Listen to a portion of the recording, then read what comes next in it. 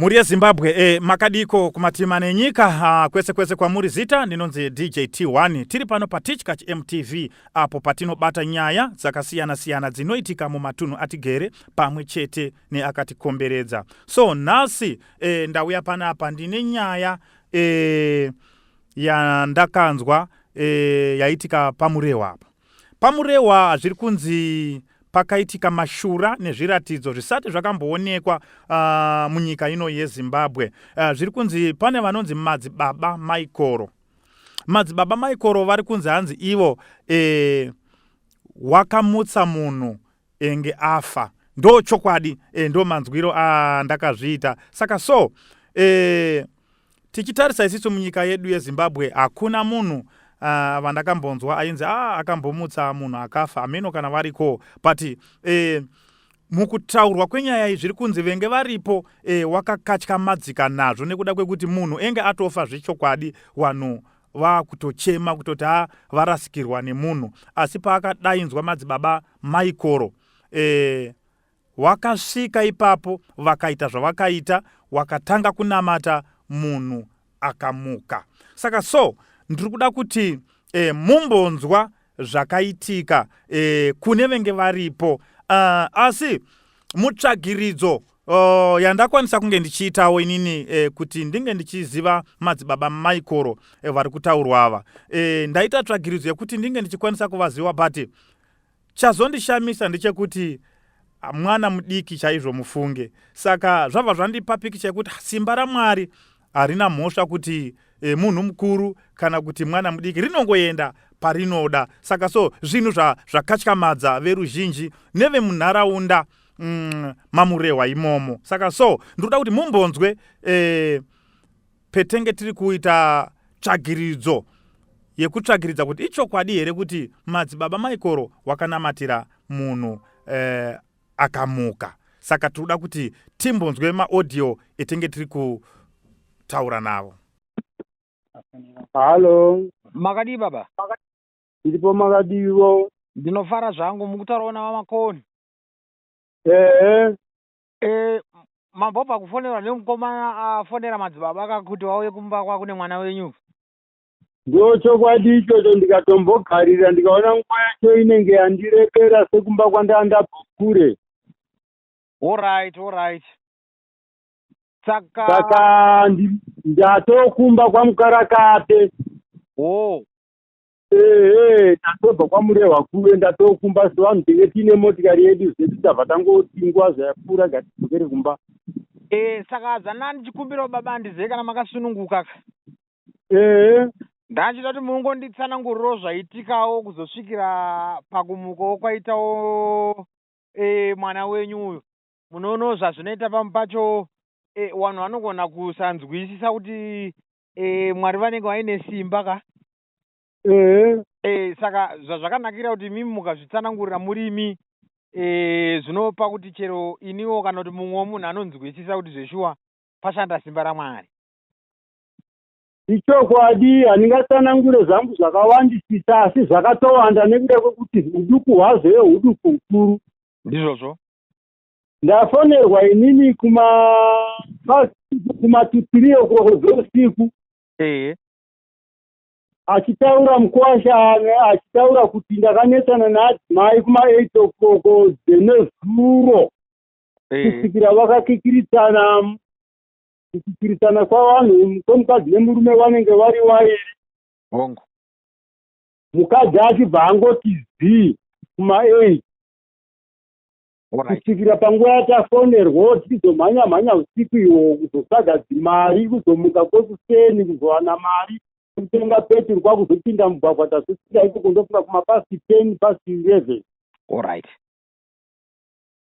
Tasvikira nyongwa kutenge pachidainzwawo iye madzibaba ivavo vanokwanisawo kubatsira vanhu vanenge vasangana nemweya inenge yakadaro.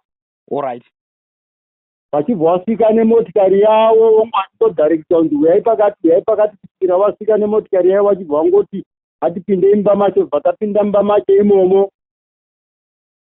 Tapinda mba imomo ndobva angoti panobika mwajira jena rakatambanuka rinoita urefu hwe 3 meters. ndokubva ratorwa jira riyo iri nevavakidzani vanga varipo, ndokubva vari varidzasanzisai munhu pamusoro ipapo. Vaatanga kunyengetera, anyengetera atora about inofuka 10 minutes achinyengetera achinamata ari ega. Ndokubva zvazonzi naiye munhu akaregererwa mukoma avazawandisa mweya watama. Anyengeterwa tichiri pamba ipapo zvikanzi mweya wasuduruka, chapo kutochemera kune musiki kuti musiki adzore mweya wake panyama.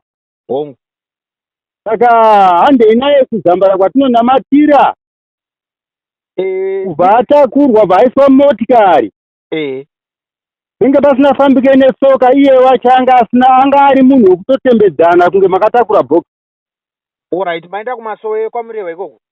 Taenda kumasowe kwamurehwa ikoko. Kusvika masowe kwacho munongoziva masoso anoitirwa kunze kwemishaka. Kusvika ipapo vapaka motikari yavo, vabudisa munhu motikari, vawaridza jira riye jena rawatsvaga pamanext door rine 3 meters. Vazimisei pamusoro pejira ipapo. Halo? Ndikukunzwai. Misei pamusoro pejira ipapo akangoti cho, kwakutanga kuimba, kwakutanga kunamata. Tanamata tiri pamwe chete kusvikira isusu tisina namata checheyo tazingada kunyarara raakunamata ari ega. Anamata ari ega zvatinonzwa, kunamata ari ega zvatinonzwa kusvikira azopedzisira akunamata zvatisinanzwa kwakurava kuti dhandimi. Mvura ozopuhwa mvura, otanga kumumwaya mvura, kutanga kumumwaya mvura, kumutanga kumumwaya mvura nekumutenderera. Ndokunzi right iye zvino kana muine pfungwa yekuti tikuona kuti munenge muri kuti vamwe vataura kuti kuchipatara, vamwe vachiti kwete, vamwe vachiti kuchipatara. Kana mada kuenda naye kuchipatara, chiendai naye kuchipatara, asi munhu wenyu kumatsiri uko kwaanenge achifefemuka. Zvadaro saizvozvo zvisati tatombobva ipopo kana kumutakura isati tamutakura, ndobva atanga futi kuti tipei mvura, bvaanyengetera mvura, bvaamumwa yakatatu, nekumudira kumeso sezvinoita mvura kana ichibuda mutepi. Kusvikira mwana uyo atotanga kungopatika nekuchema zvekuti vanhu wese waita shoko, kunenge kudzokera sure, kunenge kuda kumutiza, nekuti hapana anga achagutsikana kuti uyu munhu. Chokwadi mwana bva atongotanga kungochema ipapo, ko ndiri kupiko, zvadisei, inini anga asati aziva kuti ndiripo, kwenge handisi kubasa, handina kuenda kubasa kani, ozotanga kurondedzera kunesana kwaakaita nemurume kusvikira azodaro kubva kuma8 o'clock nezuro kuzofefemuka idzo nguva idzodzo. Saka madzibaba vanonzi madzibaba ana? Vanonzi madzibaba zvitara tiri nango ndibude semunhu wekutanga kuona-nona. Hanzi asai mukomana wangu chamwanga ngati, but hanzi vanonzi madzibaba, ngatotarise pafoni. Pamwe mungayeuke ndikataurawo mazita andanzwa, ndivo madzibaba maikoro? Very good, wechidiki so. Mungava describe kuti vanga chimiro chavo vakaita sei? Tete huri pakati nepakati, neutsuku huri pakati nepakati, ndo chimiro chake. Ari wechidiki. Aiwa, ndinotenda baba. Saka kuroti mimi zvinhu zvaitika muripo, ndimi baba wemusikana. Inini ndini baba wemwana iye, ndatobva kwamukarakate kufambira nyaya iyoyo, kutosiya zvese zvandakashuvira kuti ndinoita muzuva ranhasi. Ndatanga kufamba inini 25 minutes to 3 ndichitanga kufamba kutsvaga mari kuti ndiende kwamurehwa. Mari ndazoiona yepetrol kunze kochena, ndichibva ndafamba kuenda kwamurehwa. Ndini baba wache inini. Aiwa, ndinotenda baba. Kana maono kuti pashanda simba raMwari, aiwa tinotenda. Inini ndiri kugutsikana kuti pashanda simba raMwari. Makore angu ekuberekwa agaveze ndiri kuma75 years. Handisati ndasangana nesimba raMwari rakadaro, ndatotanga kutoriona ipapo kuti 1.